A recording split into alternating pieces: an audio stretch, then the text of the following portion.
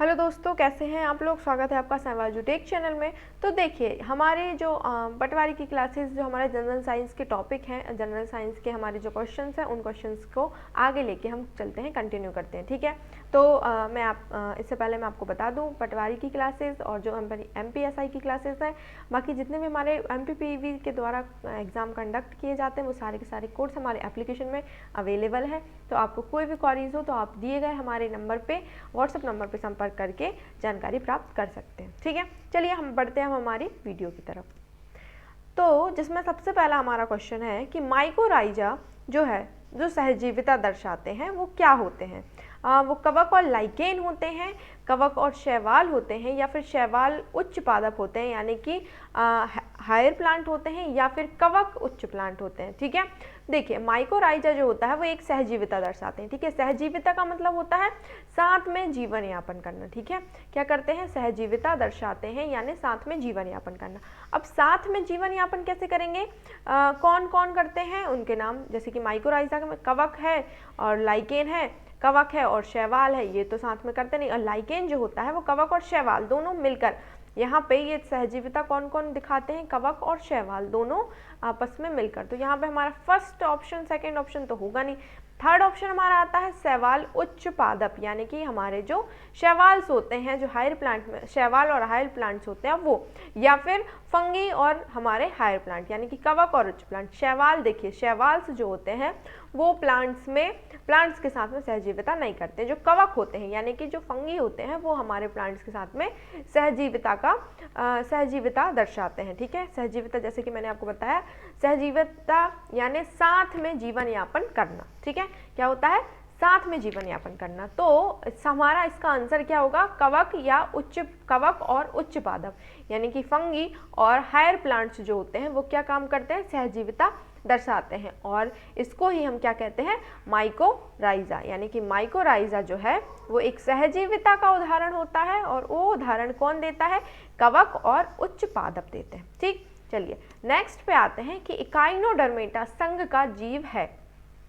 सी anemone, sea horse, sea cucumber या उपयुक्त सभी। यहाँ पे देखिए एक बात ध्यान रखिए, सी लगा है यानी कि सारे के सारे जितने भी हैं सारे समुद्री जीव हैं। इकाइनोडर्मेटा संघ का जीव है, तो इकाइनोडर्मेटा संघ का जीव हमारा आता है सी कुकुम्बर। ठीक है, क्या आता है, सी कुकुम्बर। ठीक, चलिए नेक्स्ट क्वेश्चन की तरफ बढ़ते हैं कि प्रयोगशाला की खरपतवार है।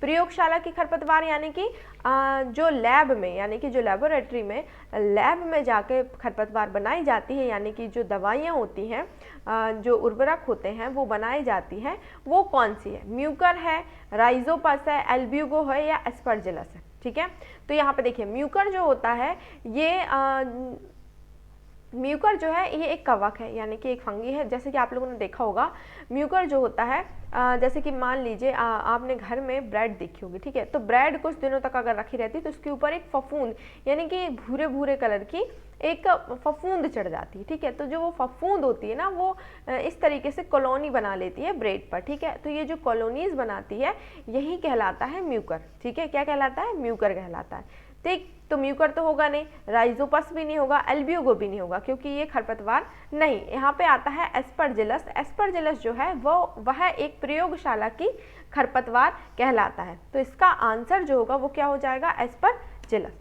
ठीक, अब क्वेश्चन पूछा है, बहुत सबसे इजी क्वेश्चन है कि कुछ जीव जंतु यानी कि कुछ लिविंग थिंग्स पेड़ पौधे और जंतुओं को भोजन के रूप में ग्रहण करते हैं, तो उनको हम क्या कहते हैं। यानी जो प्लांट और पेड़ पौधे एवं जंतुओं को भोजन के रूप में ग्रहण करते हैं वो क्या कहलाते हैं। ठीक है, यानी कि प्लांट और एनिमल दोनों को जंतुओं के रूप में ग्रहण करते हैं तो क्या कहलाते हैं। ठीक है, तो सबसे पहले आता है सर्वाहारी, शाकाहारी, मांसाहारी और परभक्षी। ठीक है, तो इसमें सबसे पहला आंसर क्या, इसका सबसे पहला आंसर क्या होगा, देखिए सर्वाहारी जो प्लांट और एनिमल दोनों को ग्रहण करते हैं। दूसरा आता है शाकाहारी जो सिर्फ पेड़ पौधों को खाते हैं। मांसाहारी जो सिर्फ एनिमल्स पर डिपेंड करते हैं यानी कि एनिमल जंतुओं वाली चीज़ों पर डिपेंड करते हैं। परभक्षी यानी कि ये दूसरों पर आश्रित होते हैं, परभक्षी। ठीक है, तो यहाँ पर क्या होता है कि पेड़ पौधे और जंतुओं को ग्रहण करने वाले जो होंगे वो क्या हो जाएंगे, सर्वाहारी। ठीक है, जैसे एग्जाम्पल हम देखें ह्यूमंस। ठीक है, ह्यूमन्स जो होते हैं वो क्या होते हैं, यानी कि मानव जो है वो सर्वाहारी है, ठीक है, मानव जो है वो सर्वाहारी है। जैसे वेजिटेरियन नॉन वेजिटेरियन दोनों टाइप के होते हैं, ऐसे ही शाकाहारी में सारे के सारे जो प्लांट यानी कि जो पेड़ पौधों से भोजन प्राप्त करते हैं वो जंतु आ जाते हैं। मांसाहारी में वो जंतु आते हैं जो सिर्फ मांस खाते हैं, जैसे कि टाइगर हो गया, लायन हो गया यानी कि शेर चीता हो गया, ठीक है। ये हो गए हमारे ये हमारा हो गया एक क्वेश्चन, ठीक। चलिए इसके बाद हम बात करते हैं, देखिए शाकाहारी, सर्वाहारी, मांसाहारी और परभक्षी। यहाँ पे ये हमारा पूरा का पूरा किस पर डिपेंड करता है, एक हमारा इकोसिस्टम होता है, ठीक है। जैसे कि हमने एक इकोसिस्टम का हमारा टॉपिक पढ़ा था, उस इकोसिस्टम के टॉपिक में क्या होता है कि सबसे पहले हमारा आता है प्रोडक्ट, ठीक है। प्रोडक्ट आता है जिसको हम हिंदी में कहेंगे उत्पाद, ठीक। ये जो उत्पाद है, इस उत्पाद से हमारा प्राथमिक उपभोक्ता, ठीक है, कौन, प्राथमिक उपभोक्ता आता है, फिर आता है द्वितीयक, फिर आता है तृतीयक और फिर आता है डिकम्पोजर, ठीक है। तो उत्पाद जो हमारे होते हैं वो हमारे होते हैं क्या, पेड़ पौधे, ठीक है, यानी कि पेड़ पौधे जो होंगे वो हमारे उत्पाद होंगे।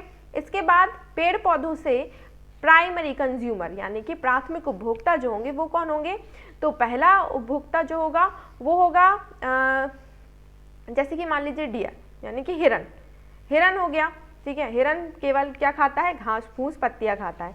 इसके बाद हिरन के बाद में आ जाते हैं, हिरन को कौन खाता है, यहाँ पे जो मांसाहारी होता है वो कौन हो जाएगा, टाइगर हो जाएगा, ठीक है। चीता क्या करेगा, हिरन को खा लेगा। इसके बाद में क्या होगा, टाइगर जो होगा वो मर जाएगा, तो जो वो क्या होगा, डिकम्पोज होगा। तो डिकम्पोज होगा तो उसको कौन खाएंगे, बैक्टीरियाज खाएंगे, ठीक है। तो यहाँ पे ये एक पूरी की पूरी फूड चेन चली जा रही है, ठीक है। क्या चली जा रही है, फूड चेन। तो ये जो फूड चेन चली जा रही है, इस फूड चेन में हमने क्या देखा कि सबसे पहला उत्पाद जो बनता है, प्रोडक्ट जो बनता है, उसको शाकाहारी खाता है, ठीक है। शाकाहारी को मांसाहारी खा लेता है, ठीक है, मांसाहारी को परभक्षी खा लेता है, ठीक। तो ये क्या हो गई हमारी एक पूरी की पूरी भोजन ग्रहण करने की पूरी एक स्कीम, ठीक। चलिए नेक्स्ट क्वेश्चन पे आते हैं कि निम्नलिखित में से कौन सी एक वास्तविक मछली है, ठीक है। कटल फिश, सिल्वर फिना, कैट फिश या उपयुक्त सभी। देखो कटल फिश, सिल्वर फिना, उपयुक्त सभी, कैट फिश, ठीक है। यहाँ पर इसका आंसर होगा कैट फिश, ठीक है। कौन सी फिश, कैट फिश जो होती है उसी को वास्तविक मछली कहते हैं, यानी कि रियल फिश कहते हैं। क्या कहते हैं, रियल फिश, वास्तविक मछली कहते हैं, ठीक है, ध्यान रखिएगा। निम्नलिखित में से कौन सा सांप जहरीला नहीं होता है, बताइए। करैत सांप, अजगर, नाग, कुर्सा। यहाँ पे निम्नलिखित में से कौन सा सांप जहरीला नहीं है, करैत, नाग या अजगर या कुर्सा। यहाँ पे जो अजगर होता है वो क्या होता है, जहरीला नहीं होता है। अजगर का काम होता है केवल निगलना, ठीक है। वो निगल के उनको निगल के किसी भी जीव जंतु को मारता है, क्योंकि वो उसके अंदर जहर नहीं होता है, ठीक।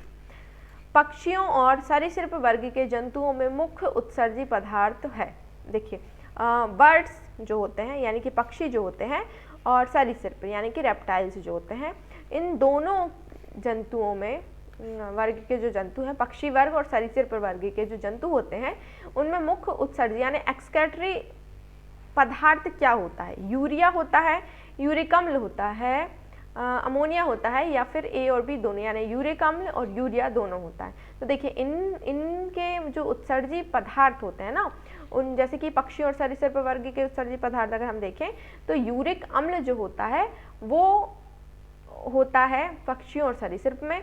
यूरिया जो होता है यूरिया होता है, अमोनिया होता है, ये यूरिया अमोनिया जो होते हैं वो ह्यूमंस में भी, मैमल्स में भी होता है। तो यूरिक एसिड इसका क्या होगा, आंसर सही होगा, ठीक है। क्या होगा, यूरिक एसिड जो होगा वो आंसर सही होगा। अब बताइए निम्नलिखित में से अंडा देने वाला स्तनधारी जंतु है, मैक्रोपस, वेल, प्लेटिपस या कैमिलस। यहाँ पे ये आंसर होगा, थोड़ा सा आप लोगों को बताना है कि निम्नलिखित में से अंडा देने वाले, ठीक है। देखिए स्तनधारी जो होते हैं वो दो टाइप के होते हैं, ठीक है। स्तनधारी जो होते हैं वैसे तो 3 टाइप के होते हैं, लेकिन अगर हम 2 टाइप के देखें तो एक होता है अंडा देने वाले, ठीक है, एक होते हैं अंडा वाले, और दूसरे होते हैं बच्चे वाले, ठीक है, यानी कि जो शिशु को जन्म देते हैं, और तीसरे वो होते हैं जो बच्चे को जन्म देके अपने पॉकेट में रखते हैं, यानी कि थैली में रखते हैं, ठीक है।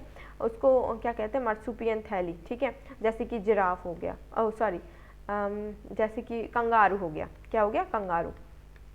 तो जो कंगारू होता है वो अपनी मर्सूपियन थैली में अपने बच्चे को रखते हैं, क्योंकि वो प्रीमेच्योर बेबी पैदा करते हैं। उसके बाद में उनकी जो ग्रोथ होती है वो बाद में कहाँ पर होती है, वो उसी पॉकेट में होती रहती है। ठीक है, तो पहले होते हैं अंडा देने वाले, दूसरे होते हैं बच्चे देने वाले। ठीक है, तो जो अंडा देने वाले स्तनधारी यानी कि मैमल्स जो होते हैं, ठीक है, वो कौन कौन से होते हैं? तो सबसे पहले देखिए, मैक्रोपस नहीं होगा, व्हेल नहीं होगा, यहाँ पर होगा अंडा देने वाला स्तनधारी जंतु जो है वो है प्लेटिपस। क्या है? प्लेटिपस। ठीक है, चलिए नेक्स्ट आते हैं।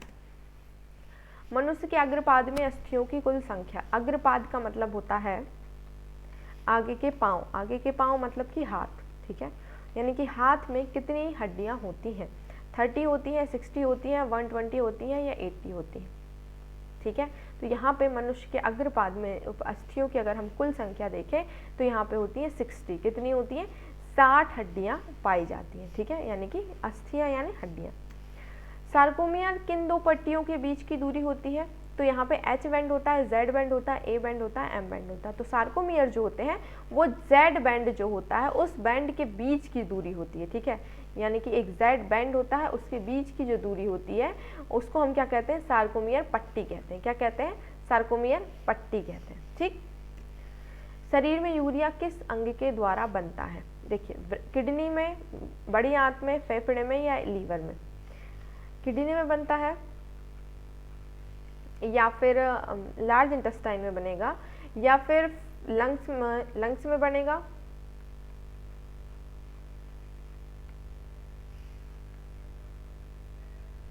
या फिर लीवर में बनेगा? देखिए, शरीर में यूरिया, हमें शरीर में यूरिया यानी कि ह्यूमन के, मानव शरीर के बारे में बात हो रही है। ठीक है, मानव शरीर के बारे में बात हो रही है। तो शरीर में यूरिया किस अंग में बनता है? तो देखिए, यूरिया जो होता है वो किडनी में बनता है। देखिए, किडनी का मेन काम क्या होता है? आप लोगों को पता होगा, ब्लड को फिल्टर करना। क्या होता है? ब्लड फिल्ट्रेशन का काम होता है। ठीक है, ब्लड फिल्ट्रेशन का काम होता है, जिसमें ब्लड फिल्ट्रेशन का काम कौन करते हैं किडनी में? नेफ्रॉन्स करते हैं। कौन करते हैं? नेफ्रॉन्स करते हैं। ठीक है, क्या करते हैं? नेफ्रॉन्स करते हैं। इसके बाद लार्ज इंटेस्टाइन की अगर हम बात करें तो लार्ज इंटेस्टाइन जो हमारी होती है वो सिर्फ क्या काम करते हैं? यहाँ पे वाटर और सॉल्ट, क्या होता है? वाटर और सॉल्ट का एब्जॉर्प्शन होता है। ठीक है, क्या होता है? एब्जॉर्प्शन होता है। और जो अनडाइजेस्ट फूड होता है उसको क्या कर दिया जाता है, यानी कि वेस्ट मटेरियल को बॉडी से बाहर करने का काम किया जाता है। ठीक है, लंग्स की अगर हम बात करें तो लंग्स में केवल लंग्स में गैसेस एक्सचेंज होती हैं। क्या होती है? गैसेस एक्सचेंज होती हैं, यानी कि CO2 और O2 चेंज होती है। इसके बाद आते हैं लीवर। तो लीवर से क्या होता है? एक लीवर से बाइल जूस सीक्रेट होता है। ठीक है, लीवर से बाइल जूस सीक्रेट होता है और लीवर से ही यूरिया का निर्माण होता है। क्या होता है? यूरिया का निर्माण होता है। ध्यान रखिएगा, शरीर में यूरिया किस अंग से बनता है, यानी किस ऑर्गन से बनेगा? तो वो बनेगा यकृत से। यकृत यानी कि लीवर से। ठीक है, ध्यान रखिएगा। मानव हृदय में कितने कक्ष होते हैं? 2 कक्ष होते हैं, 6 होते हैं, 4 होते हैं, 8 होते हैं। देखिए, ये सबसे इजी क्वेश्चन है। देखिए, आप लोगों ने मानव हृदय भी देखा होगा, इस तरीके का कुछ होता है। ठीक है, यहाँ पे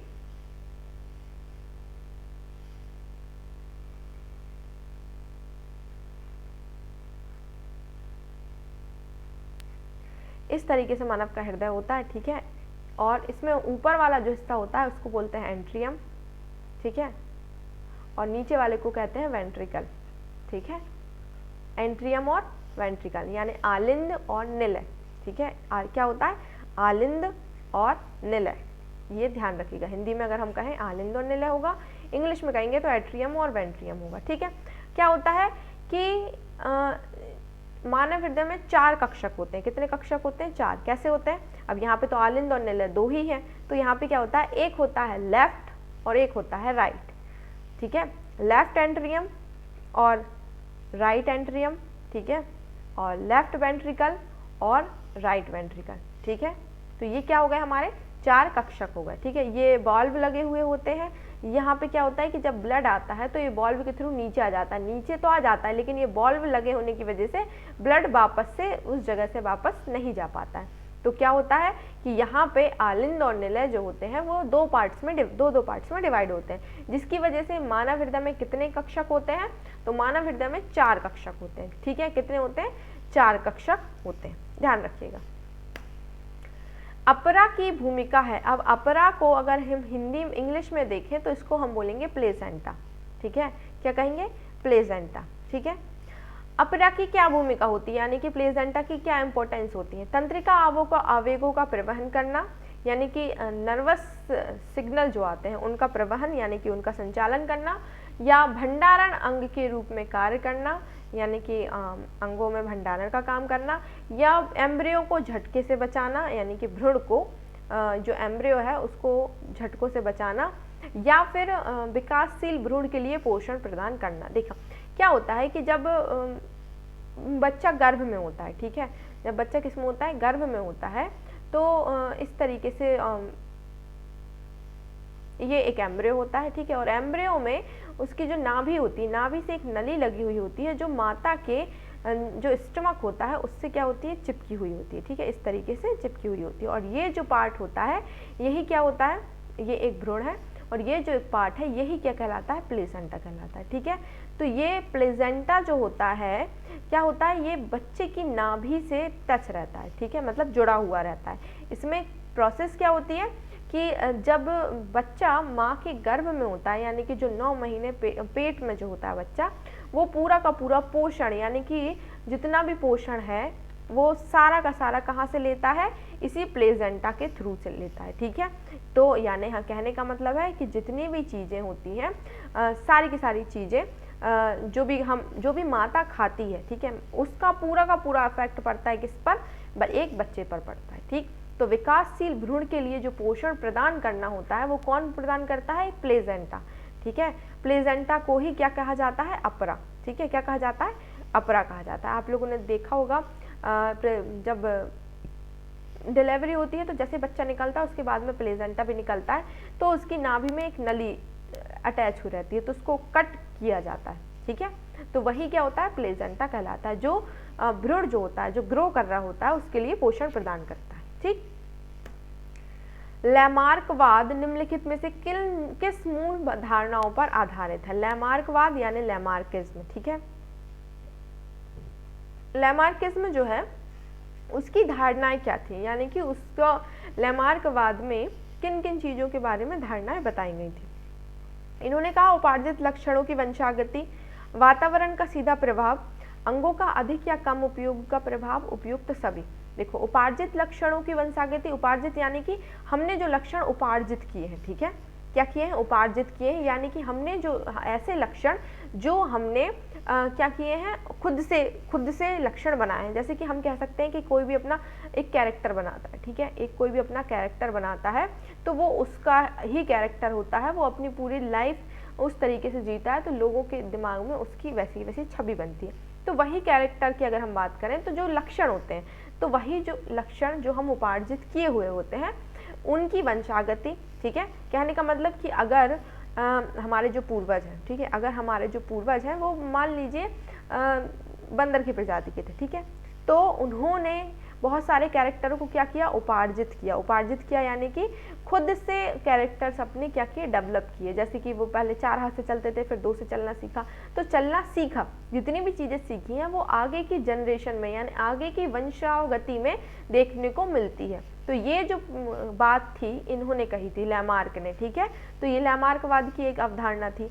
वातावरण का सीधा प्रभाव यानी एनवायरनमेंट का सीधा प्रभाव भी जो था वो भी लैमार्कवाद ने कहा। एनवायरनमेंट का सीधा प्रभाव कैसा? कहने का मतलब कि जैसे देख ली एग्जाम्पल में हमने देखा था कि लैमार्क ने कहा था कि जो भी इस एनवायरनमेंट के हिसाब से अपने आप को ढाल पाता है वो जीवित रह जाता है, यानी कि वो सर्वाइव कर जाता है, लेकिन जो नहीं ढाल पाता वो सर्वाइव नहीं कर पाता है, ठीक है। तो ऐसे ही जैसे आप लोगों ने देखा कि डायनासोर्स जो थे, ठीक है, तो डायनासोर्स जो थे आप लोगों को पता ही होगा कि वो किस वजह से विलुप्त हुए हैं, क्योंकि प्रलय आ गई थी या फिर हम कहें सुनामी आ गई थी, जिसकी वजह से सारे के सारे डायनासोर्स खत्म हो गए थे, ठीक। तो इसी तरीके से वातावरण का यानी एनवायरनमेंट का पूरा प्रभाव पड़ता है। अंगों का अधिक या कम उपयोग का प्रभाव, देखिए अब बात आती है यहाँ पे अंगों की यानी कि ऑर्गन्स की, है ना। तो इन्होंने एक महत्वपूर्ण धारणा ये दी थी कि हम जिन अंगों का सबसे ज़्यादा उपयोग करते हैं उनकी तो ग्रोथ होती है, लेकिन जिनका उपयोग हम कम करते हैं वो क्या होती है, धीरे धीरे करके विलुप्त होने लगती है। जैसे जो मानव भी था उसकी पहले टेल होती थी, टेल यानी कि पूंछ होती थी, ठीक है। अब पूंछ का कोई काम नहीं होता था, वो धीरे धीरे क्या हो गई, विलुप्त हो गई, ठीक है। क्या हो गई, विलुप्त हो गई। तो जो अंगों का यूज नहीं किया जाता वैसे वैसे वो करके वो अंग क्या हो जाते हैं, विलुप्त होने लगते हैं। और 4th नंबर पे हमारा उपयुक्त सभी, तो हमारा इसका आंसर हो गया लैमार्किज्म का उपयुक्त सभी, यानी कि लैमार्कवाद ने सारी की सारी अवधारणाएं दी थी, ठीक। इंसुलिन है, देखिए इंसुलिन हार्मोन, इंसुलिन क्या है, एक हार्मोन है, ठीक है। ये तो बहुत इजी सा क्वेश्चन है कि इंसुलिन क्या है, तो इंसुलिन एक हार्मोन है। अब फैट है, कार्बोहाइड्रेट है, विटामिन है, हार्मोन है, हमने बता दिया हार्मोन है, ठीक है। इसका आंसर क्या हो गया, हार्मोन हो गया, ठीक। अब ये हार्मोन जब है तो इसका मेन काम क्या होता है, ये कहाँ से सीक्रेट होता है, ये बता देती हूँ, ठीक है। और एक क्वेश्चन इसमें से ये आता है कि मधुमेह रोग किसकी कमी से होता है, ठीक है। तो मधुमेह रोग जो होता है वो इंसुलिन हार्मोन की कमी से ही होता है। क्यों होता है, उसकी एक प्रोसेस होती है पूरी की पूरी, जिसमें क्या होता है, देखिए एक स्टमक के नीचे क्या होता है, पैनक्रियाज होता है, ठीक है। ये स्टमक है और यहाँ पे एक होता है पत्ती के आकार का पैनक्रियाज, ठीक है, जिसमें से 3 चैम्बर्स टाइप के होते हैं, जिनमें अल्फा सेल्स होती हैं, बीटा सेल्स होती हैं और गामा सेल्स होती हैं, ठीक है। जिसमें से अल्फा सेल जो होती हैं वो ग्लूकागॉन बनाती हैं, बीटा सेल्स जिनको लैंगरहैंस की दीपिकाएं कहते हैं, क्या कहते हैं, बीटा सेल्स को ही लैंगरहैंस की दीपिकाएं कहते हैं। और लैंगरहैंस की दीपिकाएं क्यों कहते हैं, क्योंकि लैंगरहैंस नाम के जो साइंटिस्ट थे उन्होंने ही इन सेल्स की खोज की थी, बीटा सेल्स की, ठीक है, जिसके लिए उनके नाम पर इसको रखा गया, लैंगरहैंस की दीपिकाएं। तो ये जो बीटा सेल्स हैं ये क्या काम करती हैं, इंसुलिन को सीक्रेट करती हैं, क्या करती हैं, इंसुलिन हार्मोन को सीक्रेट करने का काम करती हैं, ठीक है।